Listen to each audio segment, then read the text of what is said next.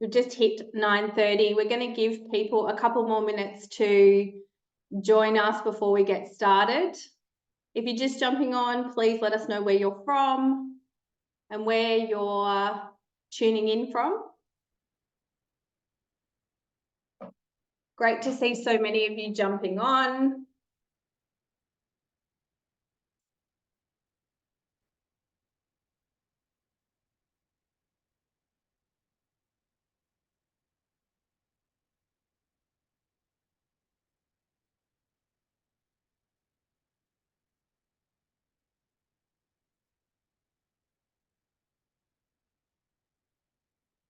Hello, hello.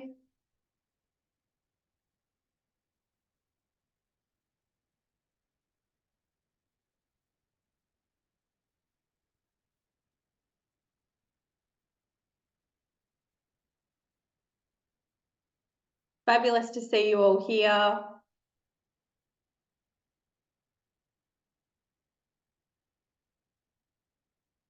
We'll just give people another 3 minutes, I think, and then we'll kick off.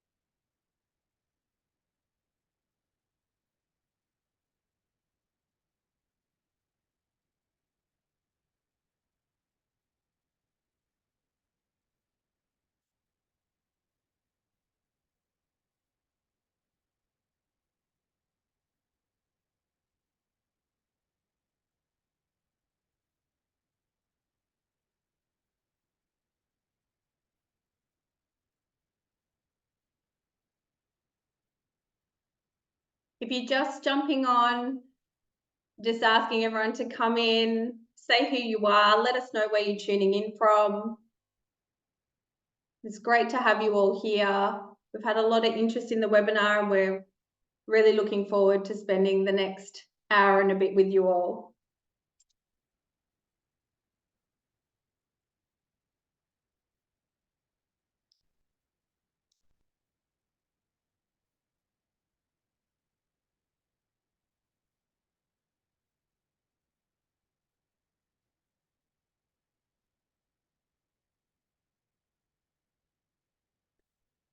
Okay, I think we will get started. We've just hit 100 attendees. I think that's a nice round number to get going. We can still see everybody coming in the chat, which is great. As you're joining us, let us know where you're joining from, but let's get started. We have started recording the webinar for those who want to look back on this and also for those that haven't been able to join us this morning. But first of all, hello and welcome to everybody. Thank you very much for joining us today for a conversation on reimagining what conservation can look like. Thanks to everybody who has let us know who you are in the chat and where you're joining in from. We're with you for the next hour and a bit, and we're here to discuss the outcomes and the key messages that came from the Reimagining Conservation Forum that was held in Meanjin on Turrbal and Yagara country in 2022. First of all, before we introduce the panel, I want to hand over to Mr. Barry Hunter to take us through an acknowledgement. Thanks, Erica. Yeah, welcome everyone. I just want to do it on my country, and I'm a Jabagai person from up the hills from near Cairns. On my father's side, and Turrbal on my mother's side, and currently located on Larrakia country. But I just want to do an acknowledgement of traditional lands all over this great country of ours, and do a shout out to recognition of elders, and also recognition of culture and country. So yeah, thanks, Erica. Thanks, Barry. I want to acknowledge that I'm tuning in from Larrakia country. Barry, if you wouldn't mind just continuing and just introducing yourself. Yeah, thanks.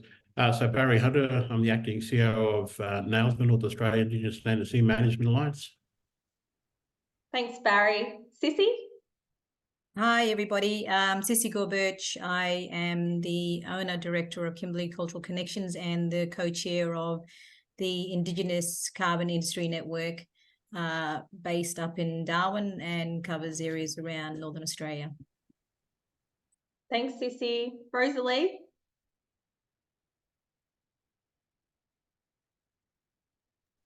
Hi everyone, I'm Rosalie Chapple. I'm joining you from Darugangandungara country in the Blue Mountains, and was involved in organising this forum with my Protected Areas Collaboration hat on, and I wear various hats between universities and NGOs. Thank you all for joining. Thanks, Rosalie. Jo? Thanks. I'm Jo Wilson. I currently live and work in Biripi country in the mid-north coast of New South Wales.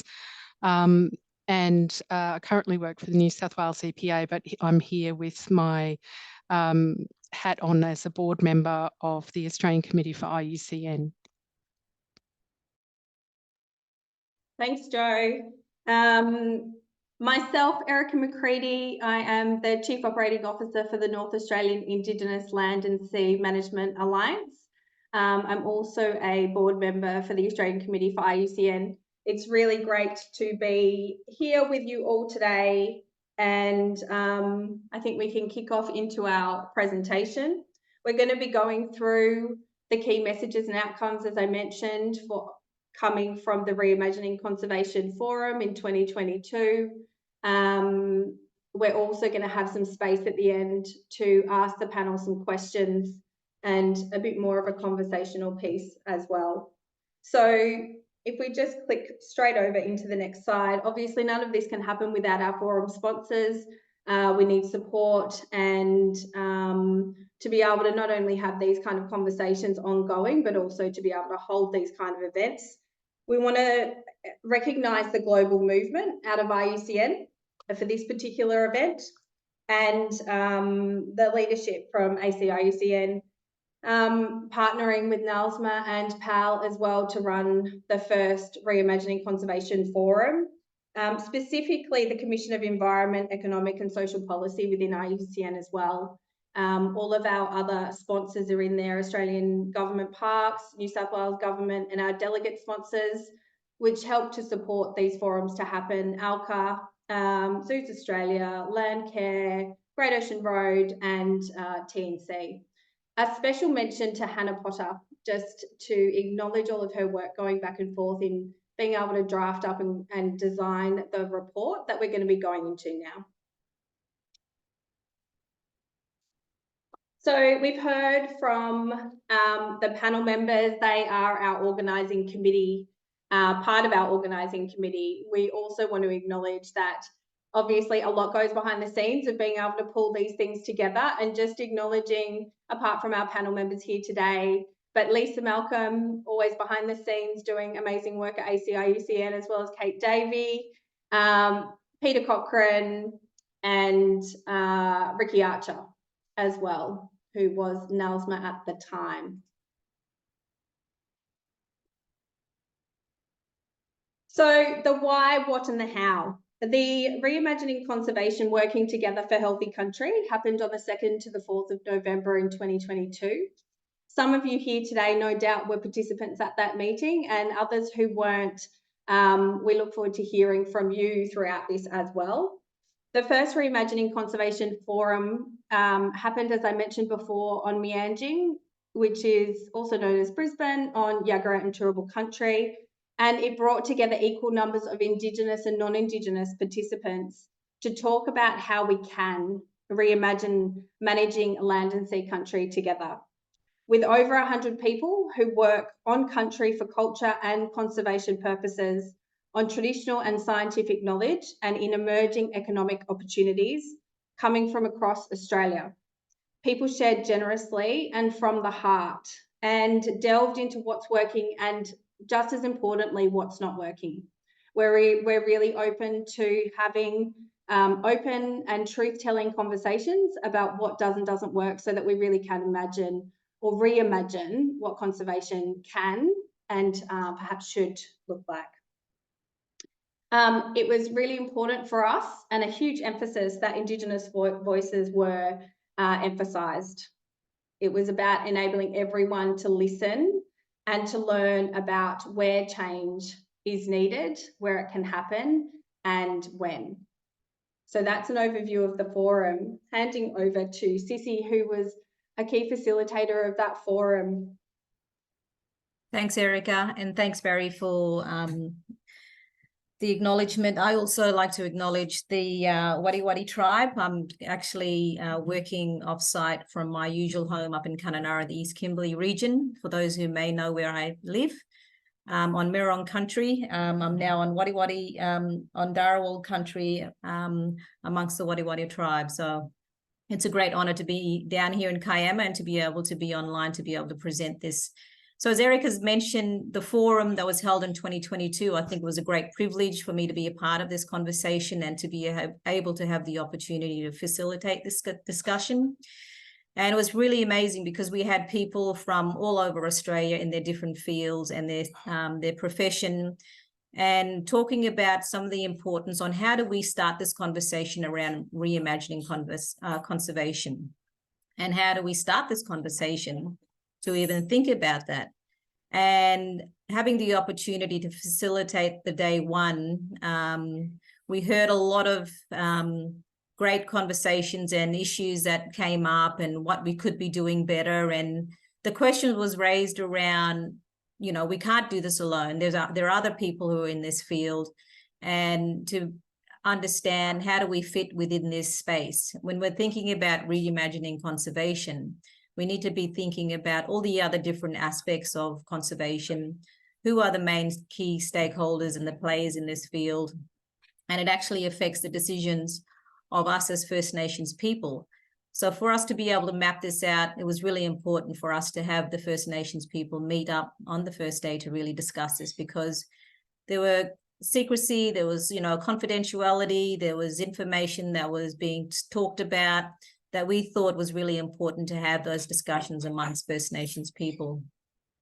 And the, I guess, one of the big takeaways for me is, as a facilitator, was the richness in this conversation, and having all these amazing First Nations people right across Australia really caring for this space, and looking at the way we do our work is with passion, with drive, but we have an obligation to be able to look at how do we make impacts on this country? How do we make impacts on the way we think?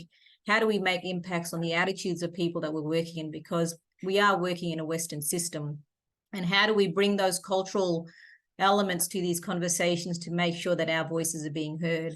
And this forum really allowed that conversation to happen, and to be able to be safe in this environment, to be able to speak about our concerns, and to be able to make sure that we're following through with this. So I think that first day was really valuable, and it was really important because we all have a role to play in this, and we can't do this alone. And we really need the help and support from other people who are working in this space, not just the conservation space, but the social, and the economic space. Because when we're talking about reimagining conservation, it is from a holistic approach when we talk about it from a First Nations perspective.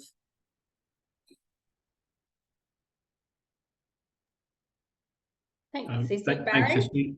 Yep. So in particular, on that first day, there was some really good discussion around all of those things that Cissy spoke of, but being able to really define what that looks like through an Indigenous lens, and what is it that when we talk about that, particularly that word around reimagining. So you know, taking the old constructs that are there and saying, okay, well, how do we think that we can do things a bit better, and also where are some of the examples of this happening already? As we know, there are some really key things that are happening already in around Australia. But in particular, some of the things that came out was recognising cultural landscapes, where there's the knowledge system, set around biocultural knowledge and that integration and interaction with Western science knowledge and methods, and being able to particularly bring out that again, that cultural lens around language and culture, and having that at the forefront of management, because that builds respect and that builds understanding, and then that sort of ties together on how management should be rolled out. So there was some key discussion then on the types of agreements and the understanding of agreements that are currently there.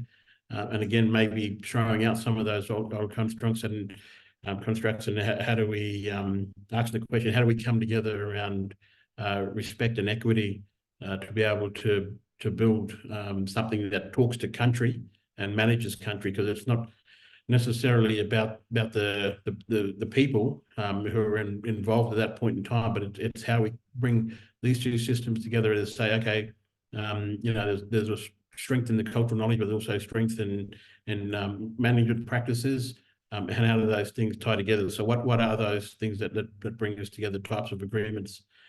Some really key discussions around FPIC, free prior informed consent, and what that means, and also Indigenous intellectual cultural property, and how that integrates and means at local level in terms of some specialised knowledge bases, and who actually owns those knowledge bases, like from, is it group wide, or is it get down particular to specific family groups, and then how is that applied in terms of management?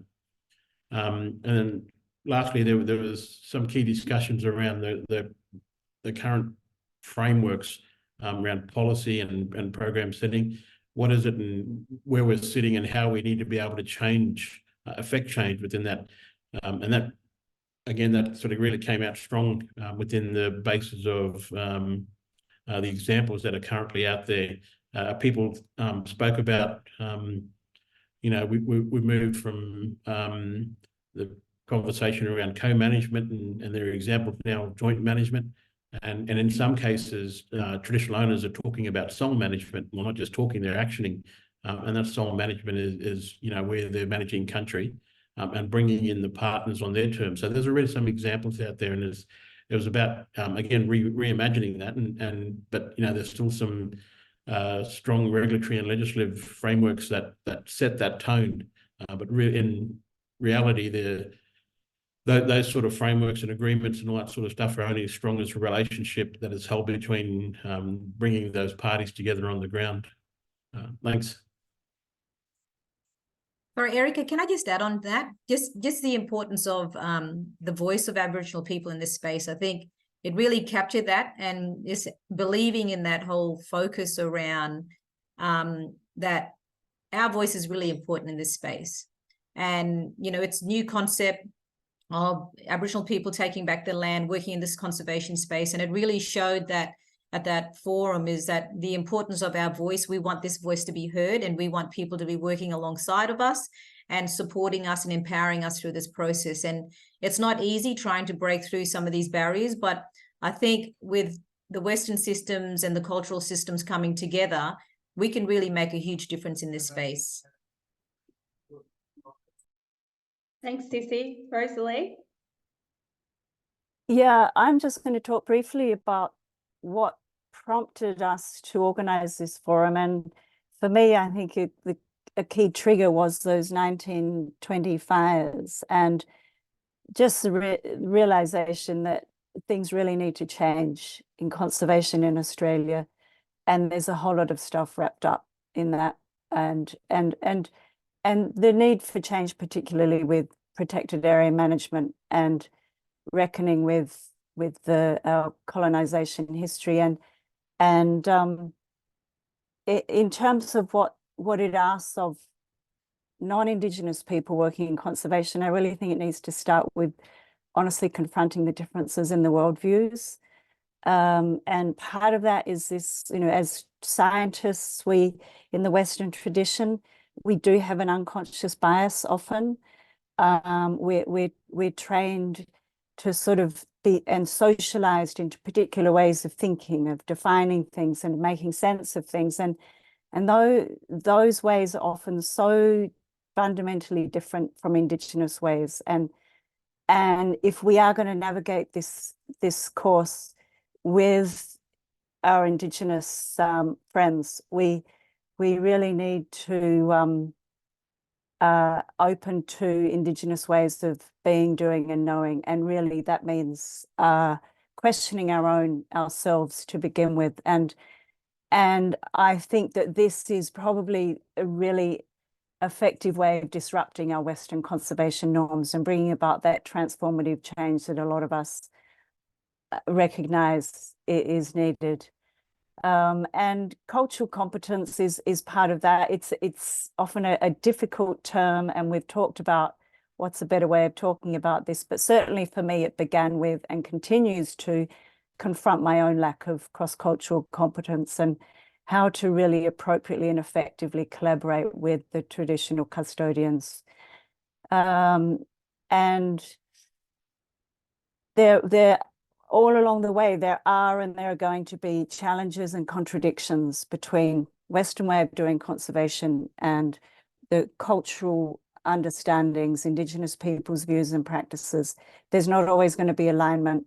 And in this report and in the forum, that's where we tried to really be honest about what are those challenges going to be and how are we going to do it. And if we look at Indigenous rangers across Australia, the competence they show in working two ways, and that's the sort of competence that we as conservation scientists need to gain. And just to finish on that, I think this space of reimagining conservation is so fertile and productive.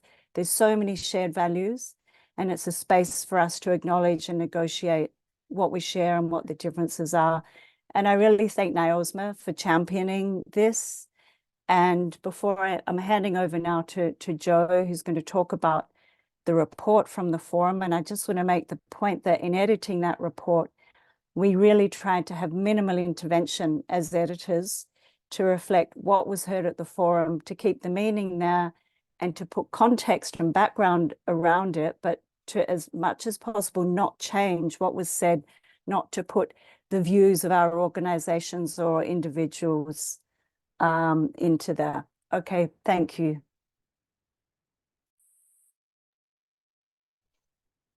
Thanks, Rosalie.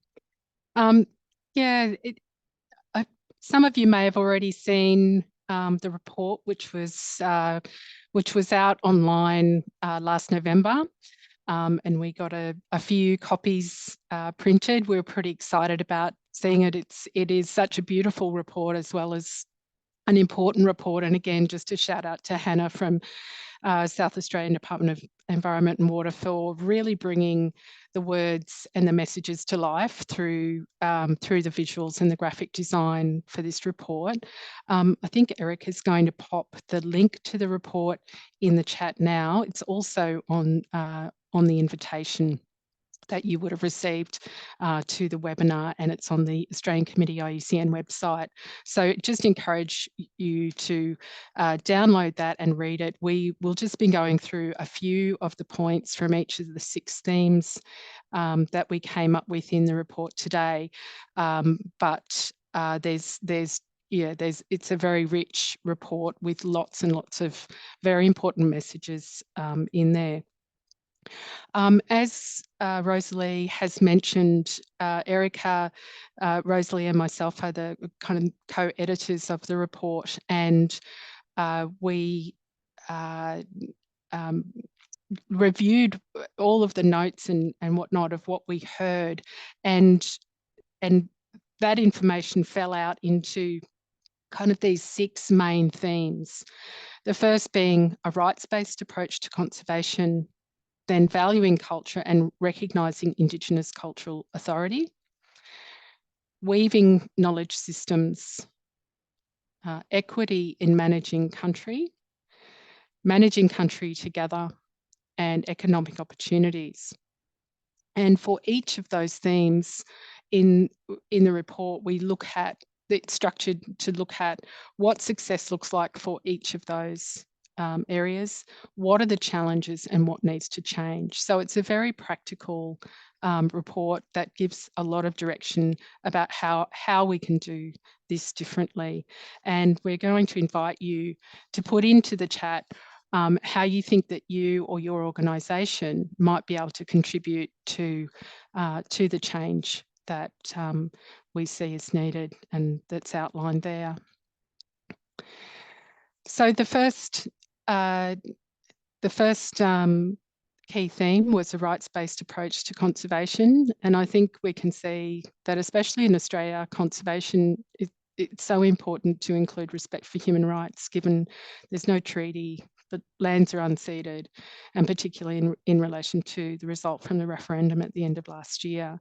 So I think it brings the spotlight that everything we do really needs to be have a rights-based approach at the outset. And that can look like anything from honouring international agreements.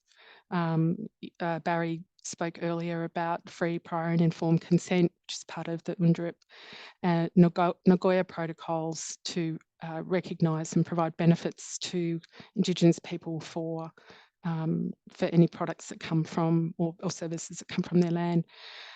It's also about what Cissy was talking about earlier, about looking at this holistically and looking at the rights of Indigenous people who are involved in conservation to have,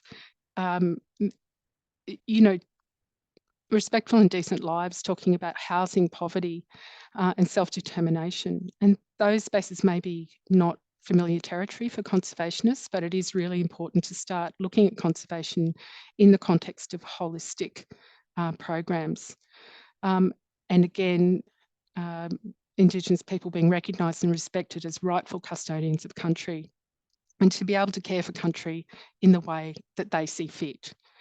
Cissy or Barry, did you want to add to that?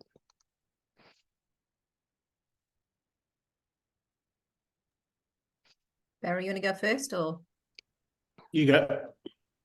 No, I think this was really important when Terry did her presentation about this, and I think when we're talking about right-based approaches, I think it's not just in conservation, as you say, it's in every element. When we look at it holistically, it really affects the decisions of us, our livelihoods, and, on how we operate in the space that we were trying to operate. So I just think, for people who are listening online, and if you haven't heard of this terminology before, but I'm thinking most of you would have, it's, this is something that was really of importance.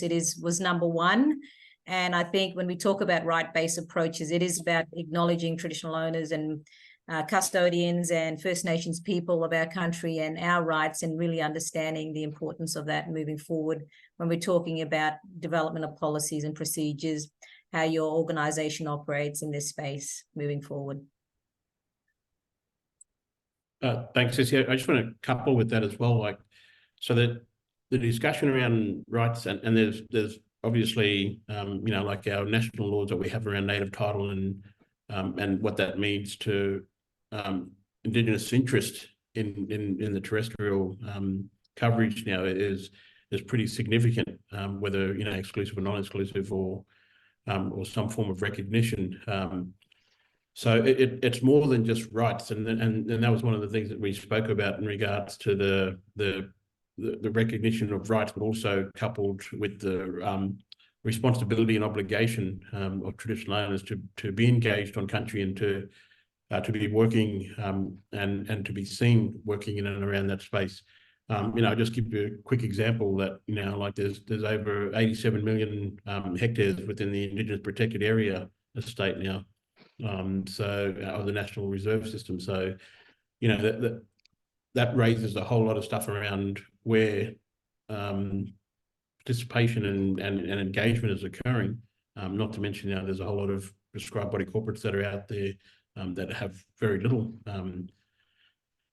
resources to be able to affect management on country. But key to that then is to be able to say, okay, well, there's inequities within the system, protected area estate versus the level of funding that goes per hectare into IPAs. So it's being able to include all those sort of things within the discussion and recognition of it. Thanks, Barry. Our second theme was valuing culture and recognising Indigenous cultural authority. And I really love this quote from the forum: "The culture is inseparable from country." And as conservationists, it's really important that we recognise that practising culture is part of caring for country and central to conservation outcomes, as well as understanding and acknowledging the existing governance structures that exist within community for that decision making. That was a really strong theme that came out, that non-Indigenous conservation organisations and individuals really need to take on this new worldview, as Rosalie was talking about earlier. Cissy and Barry, I'll just offer you the opportunity to add to that if you want.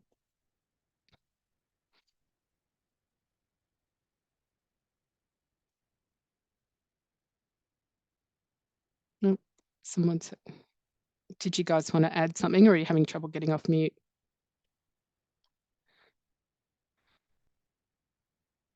Yeah, no, all I wanted to add in that is going back to that point that I just made there, that the recognition of culture and cultural practices and knowledge systems was key to this theme, is being able to say, yeah, there should be a valued system of management there that needs to be implemented based on like long-standing cultural knowledge. So how is that recognised and then implemented? Yeah, I just want to add on that, just the importance of when we are thinking about the concept of reimagining conservation, and we're looking at all these different key themes that were raised. I think a question would go back, because we're living this on a regular basis as First Nations people.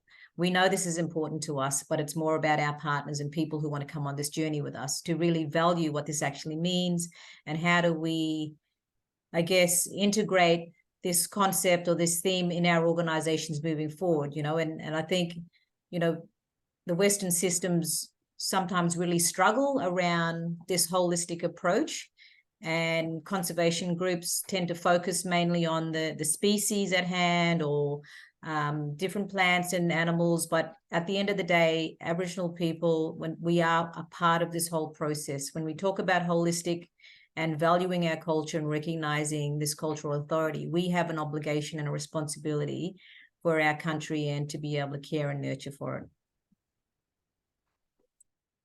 Yeah, thanks, Cissy. We had a great session on weaving knowledge systems at the forum, and we could probably have a 2-hour webinar just on this topic. It was a fantastic, vibrant session. And we heard very strongly from Charles Marshall call for a scientific revolution that involves a fundamental change in the way that we have our worldview and our attitudes to nature. And I tend to agree with her. And that would really change how we relate to the natural world and how we see ourselves as part of the natural world, not as exploiters of the natural world. We had lots of great conversations. One of the other points that was raised in this session is that the importance of cultural knowledge being used with the agreement, with permission, payment, and using proper protocols with custodians. There's lots of different protocols and agreements and ways of doing this, guides to do this well. Unfortunately, we were still hearing a few stories of people where this needs to improve, but certainly this is on the way. But I think this is an area, as you say, Barry, that really needs additional focus and promotion. Did you want to add to that? Thanks, Joe. The only aspect that I'd probably add is to say that, yeah, there's some amazing people out there that are pushing that discussion, but it's got to be pushed, and it is being pushed through the lens of action and outcomes in terms of management application. And I'll give you a specific example: is as we move into new and emerging economies around, and people are thinking and talking about what a biodiversity marketplace looks like. There's some opportunities within there, but does that fundamentally change what people are doing on the ground, and the knowledge that's being applied to managing that? And it shouldn't. But I guess the main thing around that is that being able to say, okay, there's systems for capturing and recording knowledge, and then how are we applying it at that point in time, and what's the coming together of that, and do we need to just create new things to be able to get those things to fit and have outcomes around? Yeah, thank you. Joanne, I think Barry's answered that for me, so it's all good. Okay, great. As Barry mentioned earlier, equity was a big part of the conversation at the forum. And in lots of different ways, there's real need for partnerships and processes to be accessible for Indigenous groups and people to be part of. We really heard some of these things like, application processes that are overly complex, time frames that are, kind of impossible to meet, and the funding just not being up to scratch for projects with and for country or with Indigenous peoples. And so actually looking at this very carefully is really important. And Barry's already mentioned this particular issue around the Indigenous protected areas comprising more than 50% of Australia's national reserve system. And this is what Australia reports to the international community as our commitment towards the 30% by 2030 goals under the Global Biodiversity Framework. But the IPAs receive less funding per hectare than government gazetted reserves, and yet they're still counted towards those international targets. So, there's a real need to look at this and to fix it, basically. Barry and Cissy, I'll just offer you that. Yeah, thanks, Joe. The real risk there, as you highlighted, is the obligation aspect from nations leaders to say, hey, look at us, we've done some amazing stuff, and it is an amazing picture, particularly when you see the maps of IPAs and what they cover, and look at that into the focus of the National Reserve System. It is an incredible picture, but there's lots missing from that picture. And again, go back to that equity around investment within that space. So some range of groups who are in effect affecting change on country and managing country, and the vast level of distances that they cover sometimes have to decide between management and fuel in the car. So there's real key questions around what that picture means and what it means in reality, and does it talk to management outcomes? No, not necessarily. It doesn't talk to management outcomes because the level of investment isn't there. Thanks, Barry. I think this is really important because it paints a bigger picture in regards to the roles and responsibility of us as First Nations people. When we would have our land returned to us, we have this obligation, but with lack of resources to be able to help us and to assist us in regards to what we need to achieve. And then we've given a healthy country plan to have all these strategies that we need to try and achieve within a certain period of time, again, with limited fundings and resources. So I think when we talk about this, it's really about what is the role and responsibility of government? What is the role and responsibility of conservation groups in this space? And, people and philanthropics. If we talk about equity in managing country and reimagining conservation, what does it actually mean for conservation groups? What does it actually mean for the government? We're talking about the same stories here. We're talking about how do we make sure that there is a more equitable process in managing this. So really understanding where we're positioned in this space, what is the genuineness in regards to making this work, and looking at the equity of how do we do this in a fair process, but also acknowledging First Nations people and our obligation and our responsibility and the work that we have to do. And we want people to come on board to help and support. So just really asking yourselves a question, where do you stand with this? What does it actually mean to you?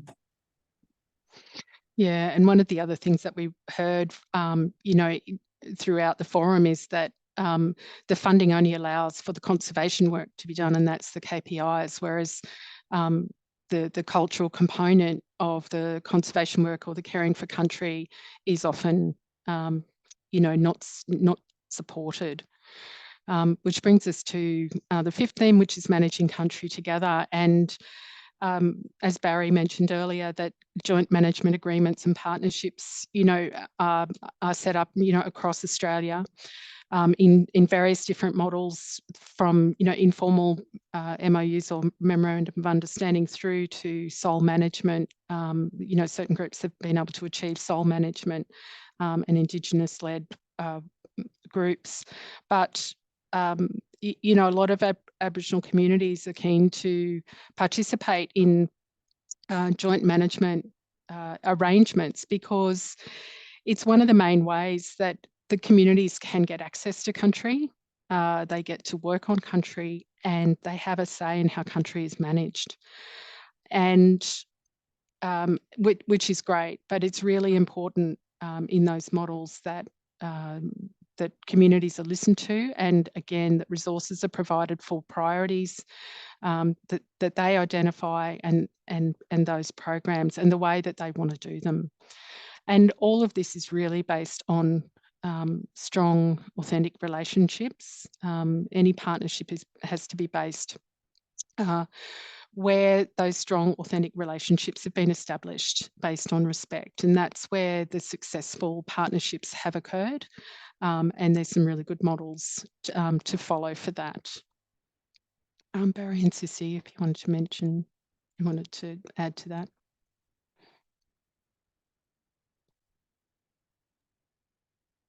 I guess one more point around that, and we spoke of I spoke about the types of agreements that are there and the arrangements, and then like that first point is really key to that, is that you can only move at the speed of the trust that's developed, and that can be undone at certain points. And the other aspect was that there is some really strong examples of and I wouldn't call it sole management, even though that was a term that was used, where traditional owner groups are doing stuff on the ground, and there's some really good outcomes, and they've got a whole range of values attached to that country, whether biodiversity or cultural connection. But within that, they're not doing it alone. They're bringing in the partners on their terms. So that's the other part of it, is that the partners and the people that come into play in that space are doing it respectfully, and if you look across Indigenous ranger programs, you see a real inequity in the structures. Like, let's face it, a lot of the senior positions within those arrangements are held by non-Indigenous people. So then building and skilling young people up so that they move on past just talking for their country. They become the managers and owners, and set the direction with their respective elders and their party of influence from within that community, the power structure within that community. So there's all those other parts of it as well, that when we mention that word equity, for me, that's what equity means, is that groups are moving in there with sound structures and saying, well, we can sit down here, we can manage country, or we can enter into types of arrangements that suit us, but the outcome is sound management of country. Thanks, Barry. I think just to add on to that is the importance, when we're looking at this again, it's holistically. And we just had the other slide up around equity and equitable processes on how we get to this position in the first place, and how do we link all those things together. And again, looking at those agreements and what do they actually mean? Like, at the end of the day, we want clear processes. We want an equitable process. We want people to be here, to be able to believe in this process and to join us. I know that there are philanthropic groups and there are conservation groups who are buying property, and the importance of that. What is the purpose in that? Do you have any idea of, wanting to hand that country back to traditional owners, or custodians of the land? How do we work together to make this happen? I know just working in different spaces and with different organizations, I think really understanding and knowing what this means, because again, we are all working together, and it just seems like a very competitive process that the Aboriginal people are managing this country, the conservations are managing another country, the philanthropics, the landholders, the pastoralists. So it's a very competitive process and a very reactive process. And I think when we talk about equitable and equity, we need to have the right people at the table. And majority of the times our prescribed body corporates or our landholders don't have the right resources to sit at the table, to look at the legal documentation, to be able to compete with an organization that is fully functioning. So when we're talking about this needs to be a proper, real, fair process, and looking at what this actually means holistically. Thanks, Cissy. And our final theme was around the economic opportunities. And I think Barry mentioned earlier, there's lots of new initiatives that allow Indigenous people to get an economic or commercial interest or return on cultural practice or cultural bush foods tourism, and particularly with carbon farming and cultural burning. But it's really important in all of that the underlying interests and rights of Indigenous people are reflected, respected and protected by these emerging market networks, and that Indigenous voices need to be central to the development of these. And we have the example of the Indigenous Carbon Industry Network, which is a peak body supporting Indigenous people in those carbon markets. Barry and Cissy, this is right up your alley if you wanted to add to that. Yeah, I just want to add one point, that emerging innovative new industries, we're going to see more of emerging markets, and particularly as we the carbon industry is sort of maturing into a point where there's sound outcomes for reinvestment for traditional owners. And what we'll see at the emerging biodiversity and the government terming nature repair, but also broader ecosystem services, they're all exciting and innovative, and I'm really excited about where we're heading. But we're seeing factors and that economic imperative driving management. I'll give you a good example. Like Cissy, and credit to ICIN and the crew there. They just held the Savannah Fire Forum, which is great. But the representation of carbon industry and carbon players, aggregators within that is growing more and more, and it's getting high. And it drives that imperative to shift to that almighty credit, the dollar value around that credit, rather than the focus on management of country. Because Savannah Fire methodology, that developed because of a traditional, millennial-old practice. But now we're starting to see that focus shift, and the imperative put on burning country to be able to meet that deadline of the 1st of August within fire management plans, and getting a whole lot of focus on that because of the credit. The credit is driving that. And that's upside down in the way it should actually be. People should still be able to apply proper management on country, burning throughout the year, the way they had for millennia. But we're seeing a different economic imperative now that's pushing the changes in those practices.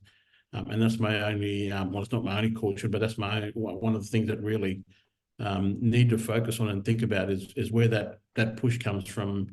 And what changes and effective changes that it has on cultural knowledge systems, but in cultural knowledge application, but also the things that and practices of traditional owner and range groups on the ground. Thanks, Barry. I don't think I need to say any more, but I will. I just think this is a really important theme that was brought up around economic development and opportunities. Sometimes I think we sort of really forget about this when we're talking about conservation and reimagining this space. But from an Indigenous perspective, Aboriginal people have been doing this for a very long time, not only managing country, but looking at it holistically and also looking at those economic opportunities with trade. And there was trade going on, you know, for millennia, and looking at the ways of how we do that in a respectful way, how we acknowledge that there are certain things, how we can try and work together. But looking at, you know, the self-determination through this process, it's around taking ownership of what is really important to us and for our people, because sometimes we've seen it in the past, we've seen it today. Not many people want to really invest in Aboriginal people. Not many people really want to invest in the work that we really want to do and what we see as a priority. And it's always brought onto us and put onto us of what they think that's better to be able to run these programs and what we think is really important to invest in. And I think through the carbon space, it's really showcased this empowerment of Indigenous people right across Northern Australia with their registered carbon projects, but the things that are coming from this and the benefits and the co-benefits and the way that our First Nations people are really benefiting from, you know, this space and taking ownership and leading the way. And I think it's really empowering to see this, because Indigenous people are the leaders in this space right now. And we want to try and continue to really empower the next generation to come up, because it is a shifting space. And when we talk about economic opportunities, you know, we're talking about carbon in this space, there's going to be something else that's going to come up. So I think it's really being ready for those opportunities, being in a position, understanding that holistic approach on how do we position ourselves with the right partners to be able to make this happen. Because I think, you know, there's so many partners out there who can really contribute to this space.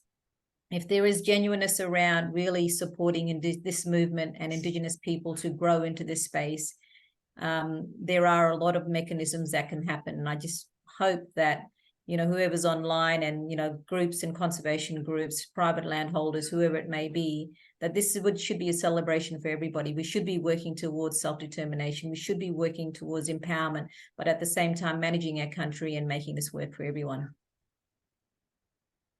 Thanks, Cissy. I just wanted to also mention that at the end of the report, we have some common messages that came out of all of those 6 themes, and I'll just go through them really quickly. The importance of partnerships, as we've spoken about, the importance of looking after people who are looking after country. Language came up again and again, both the importance of reviving and using and valuing traditional languages, but also in the way that English is used and the terms and the way that we're talking about and for Aboriginal people. Inequities we've spoken about, and Barry touched on the importance of having Aboriginal and Torres Strait Islander people in leadership and decision-making positions. Continuing that conversation about the value of Indigenous science, and we have been floating the idea of a secretariat to take some of these initiatives forward. Erica, I might hand back to you. Thanks, Jo, Barry and Cissy. We can see questions coming in through the chat and also the Q&A, so we will get to those. I'm just going to quickly race through these last couple of slides and messages, and then we're going to open up to the panel and we'll get through as many questions as we can. We wanted to kind of capture some of the outcomes that perhaps have happened since the Reimagining Conservation Forum. Now, these are by no means necessarily a direct result of the forum. However, it is about the bigness of this conversation and in terms of what areas reimagining conservation can go, what it can look like. And so we're kicking straight off, acknowledging that NAILSMA's previous CEO, Ricky Archer, is no longer with us, obviously. And that is because he's the new Director of Parks Australia. This is the first time an Indigenous person has held that position. And we not only celebrate it, but we welcome more of this. That's one way of identifying, you know, what does reimagining conservation look like, and that particular appointment captures on many of the things that we've just talked about and raised already so far. So yeah, we're putting that up first and foremost. A couple of things that are direct results of, although we'd like to claim that direct result, we can't. Ricky is his own amazing man who's stepped into that role. So some of the things that are direct results are the integration into the World Heritage Leadership Program.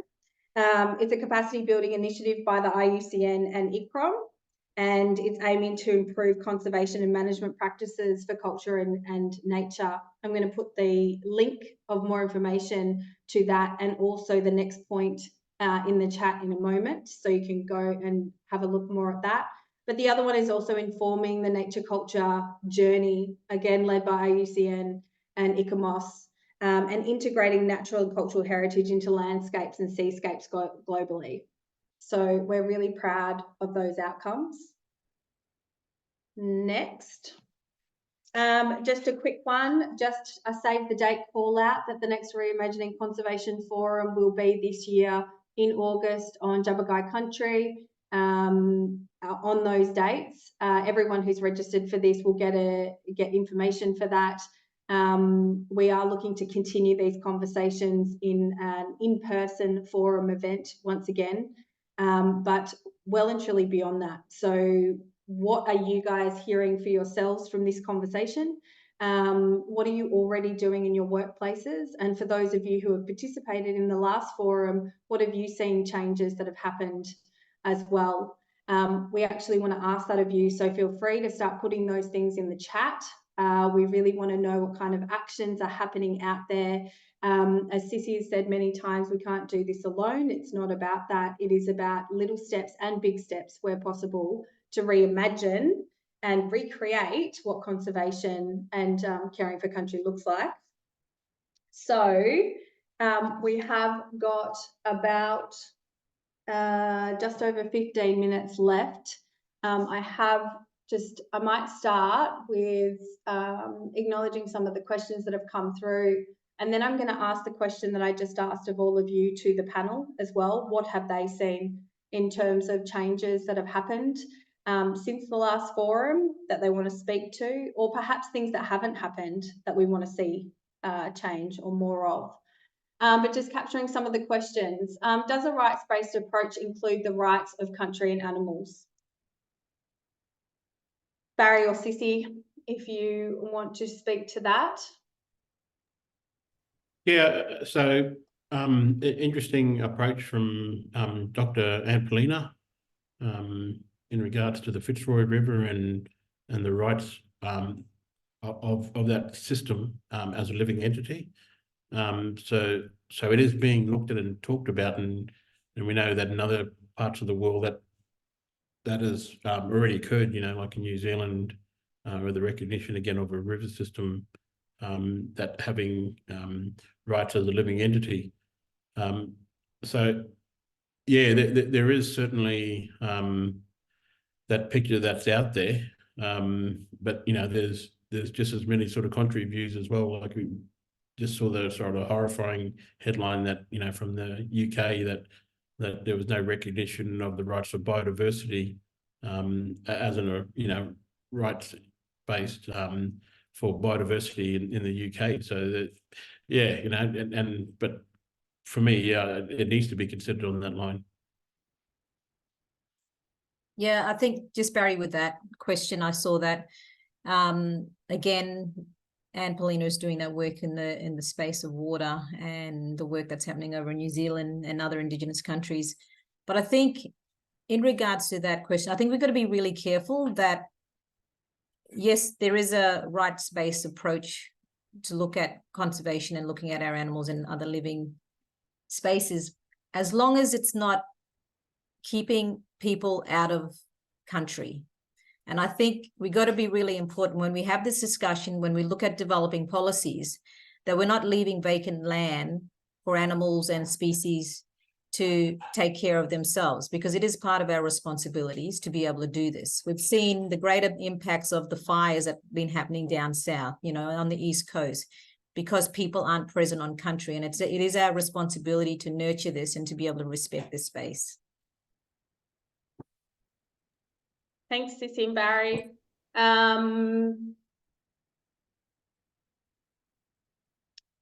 Just moving through. Okay, can you comment on caring for country and a cultural obligation for environmental management over time? I feel like you guys have potentially asked and answered that question, but if you have anything more to say there, please add.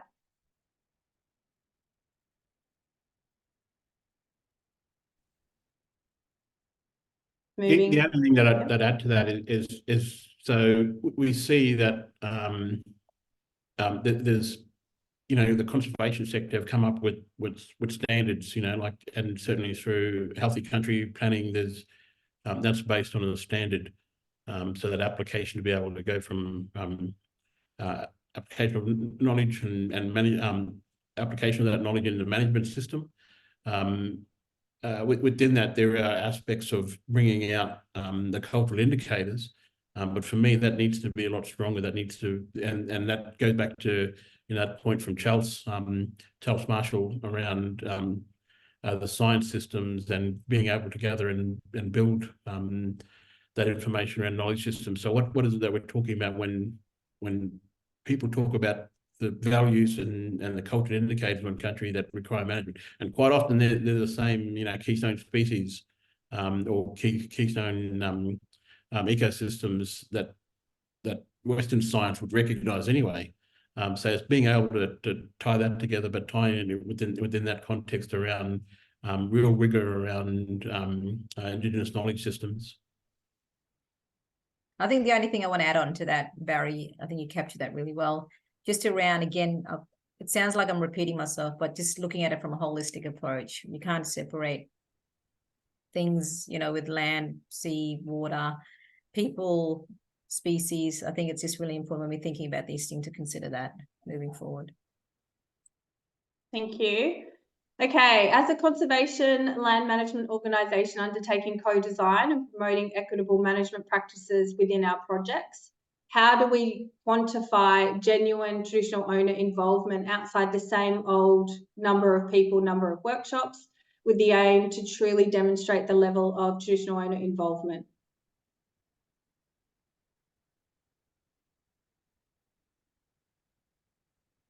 So for me, the short answer is going back to those standards, but Indigenous led and directed standards. You know, so that what mobs on the ground are delivering is based on that cultural knowledge system. Has talked about the cultural indicators, and then their traditional owners are held accountable against what they're saying is important on their country. You know, that what those values are, and then that assessment of that value is done by other traditional owners. You know, quite often we see where standards are developed and then they're assessed externally, you know, and that assessment has no cultural context around it or understanding.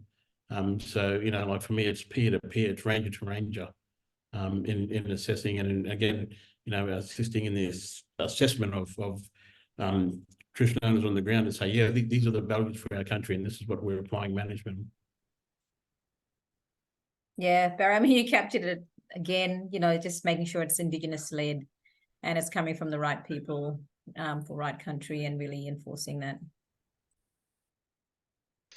Erica, I just wanted to also mention, just in relation to that, you know, from, you know, a Southern Australia, New South Wales perspective, you know, what we come across quite often is that people are really not very well educated about the rights and interests of Aboriginal people, the diverse rights and interests of Aboriginal people in terms of land and sea management. And quite often what happens is that people want representatives, they'll go to the local Aboriginal Land Council who are very poorly resourced and have very few people, and they won't actually understand native title, you know, and other forms of governance, whether there's recognised traditional owners through the national park system or, you know, other groups that could be part of that conversation or need or should have or are rights holders in that conversation. And so I think it is upon all of us to actually get educated and to really understand the rights and interests of Aboriginal people in the local area that you are, and therefore get the diverse voices and the right people in the room. Yeah, and I think just going on that, I think it just goes back to, you know, the cultural competency, cultural awareness, you know, being aware of this stuff. And I think the days are gone now where I don't know where to go, I don't know what information. And I think we just need to be thinking about becoming culturally appropriate, culturally aware, and culturally competent in your organization to be able to make these conversations happen, you know, in a genuine way. And, you know, there's got to be some common sense in this space when we're talking about this stuff. And I just think it's really goes back to the responsibility of individuals and organizations. Thank you. We are whipping through these questions. Okay, to help build the case for change and higher investment, can we build a suite of model projects? They would show the benefits of integrated management and appropriate resource capacity building and the use of cultural knowledge systems. In 2016, there were 4 SVA, Social Ventures Australia, studies on ROI, return on investment, that helped build the case. Is it time to repeat this work?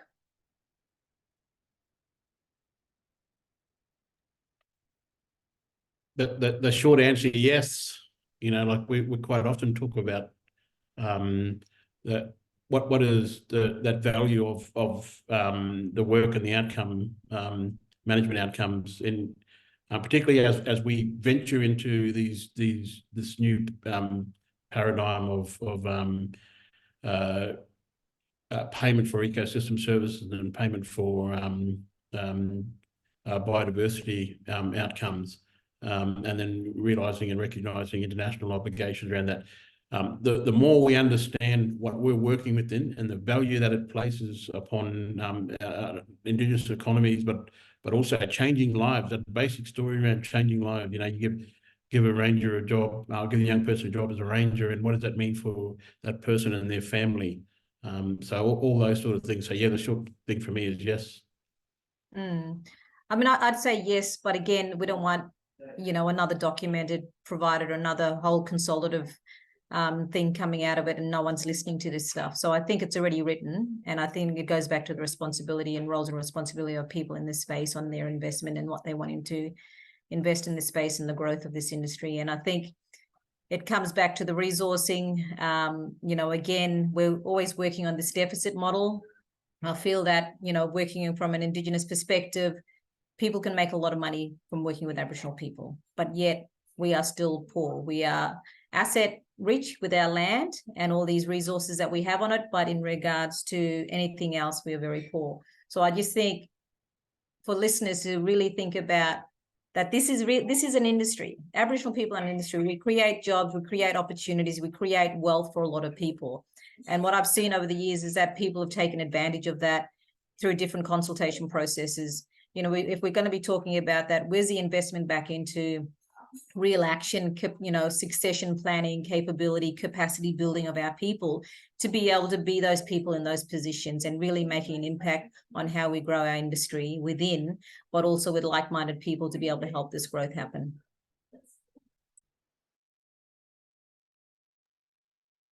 Thank you. Okay. If you do have questions, we have about 6 minutes left.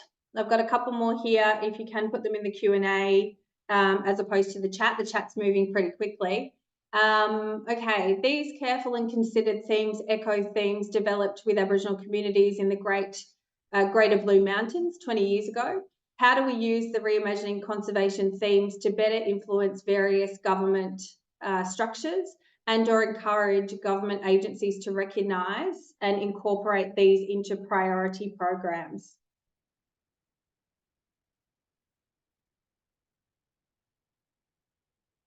Open to the panel. Yeah, I mean that's the whole discussion, isn't it? And why we're doing this, and it really that question, the answer talks to the how. You know, like you know, and I guess it's that sort of specific work to say, hey, this is what is being said at these types of forums, and then go into government and whack them on the head with it. and saying, you know, like we really need to really think about what this reimagining space looks like and what it means. And just getting the right people involved with those conversations. You know, we've got to stop these conversations of non-Indigenous people leading these conversations on behalf of Aboriginal people, you know, and this is where we need to change that space and to be able to stand up. You know, we talk about truth telling, we talk about cultural competency, we talk about right way, you know, right people in the room. If we're not present, you know, stop the conversation and wait until the right people are in the room to be able to have these conversations. So we are doing this together. Erica, I might just mention something because I've been in the thick of that work in the Blue Mountains, and one of the challenges here is that there are not a lot of Indigenous people present to be part of the conversations, and so they get so overloaded. So it is, I think, a more challenging process than it is up north. Yeah, and I think going back to that, Rosalie, it's around how do we make it not so challenging? How do we make it easier for our people to be at the table and have the allies alongside to be able to make this more, you know, available, to be able to support our people at the table? What is it that they need to be able to provide, you know, feel that they're supportive? How do we come on board to be able to help that process? Thank you. We have 4 minutes left, time check. We're going to keep to time. We're doing really well. Okay, are there good practice examples of First Nation groups being given the opportunity to lead land management, particularly healing and protecting country following the 2019-2020 bushfires?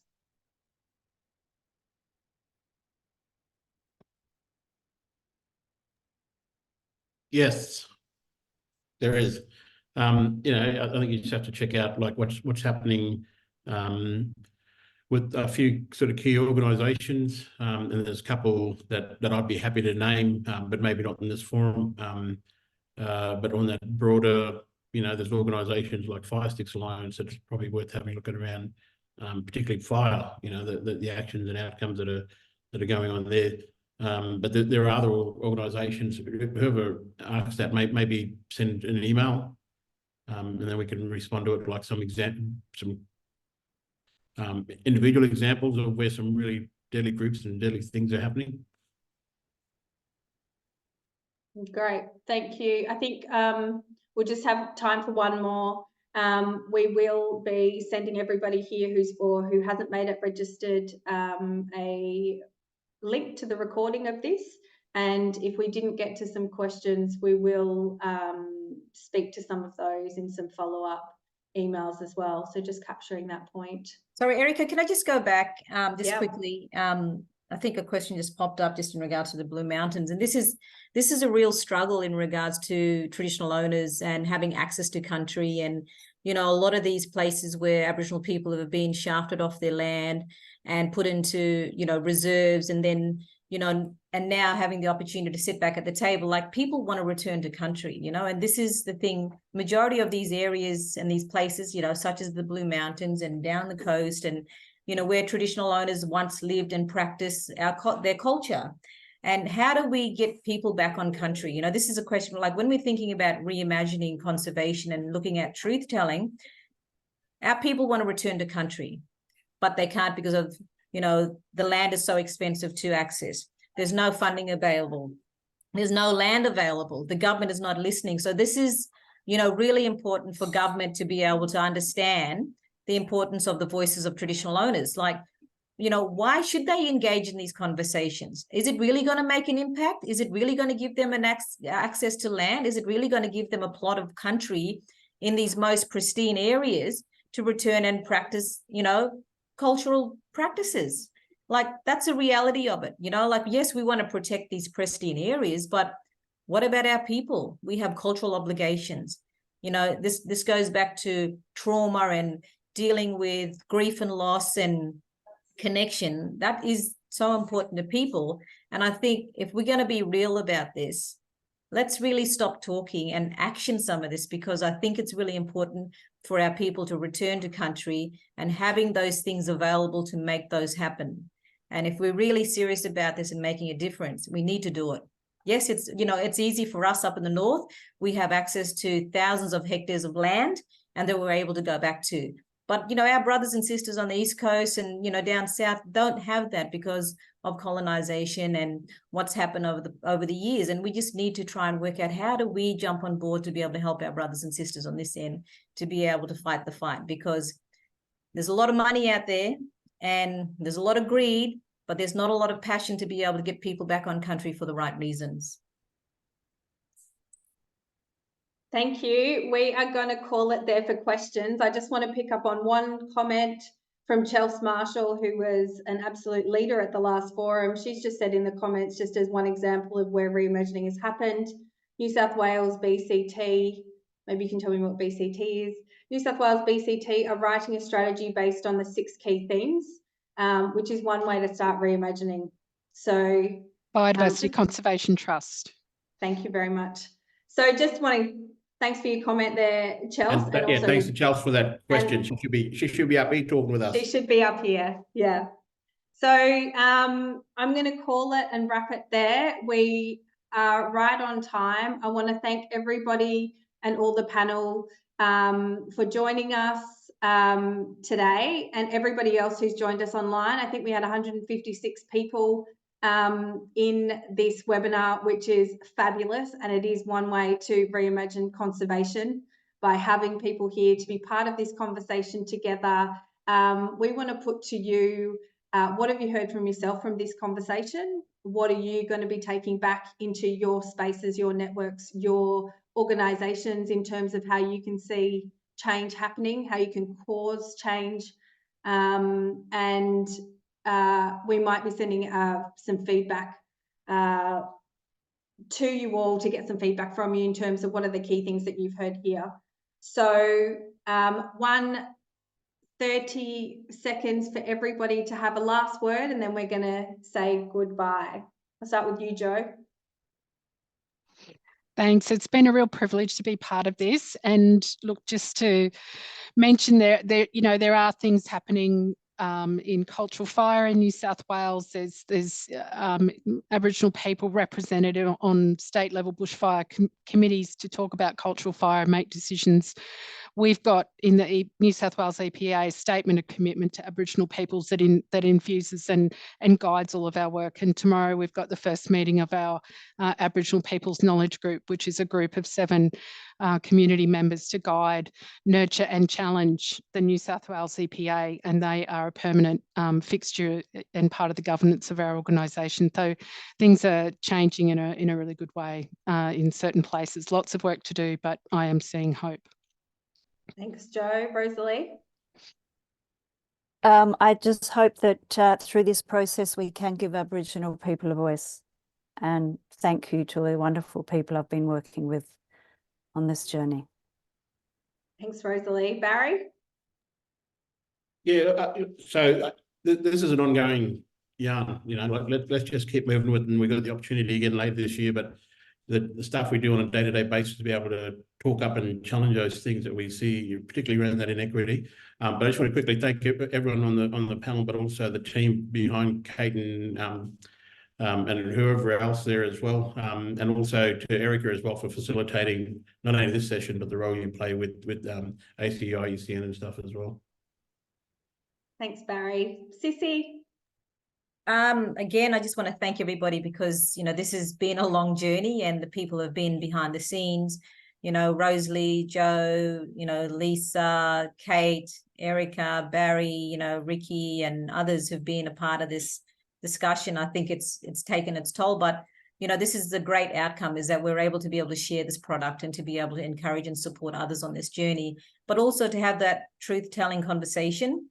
And it's not about offending anybody. It's not about, you know, warm and fuzzies, but it's more about having this, constructive conversation and to be able to get to a point that is going to make real impact. Because sometimes we can go to many webinars, we can go to many forums, we can speak the same language and continue to speak without anything happening. So I think just from this, I think we need to continue to have these provoking conversations and to be able to support, get uncomfortable, you know, some of these conversations are uncomfortable, but that's part of life. You know, we need to have those uncomfortable conversations to be able to make a change and an impact. So I just want to thank everybody who is online and also the team behind the scenes. You know, it's been a great opportunity for me to work with you guys and to be able to be a part of making change. So hopefully this would be part of that process. So thank you.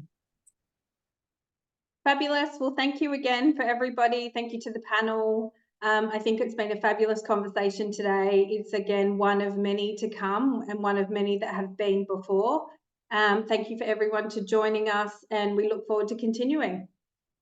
The recording will be sent out to everyone who is registered, and yeah, we look forward to hearing back from you how these thoughts and words and actions are being implemented where you are. Thanks again, everyone, and see you later. Thanks all.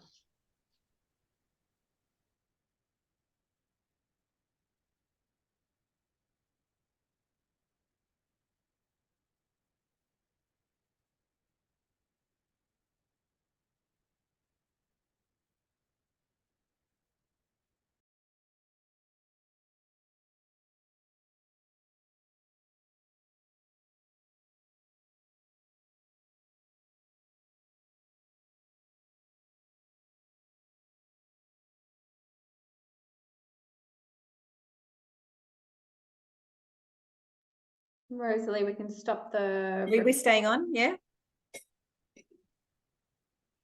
I think we might stop the recording.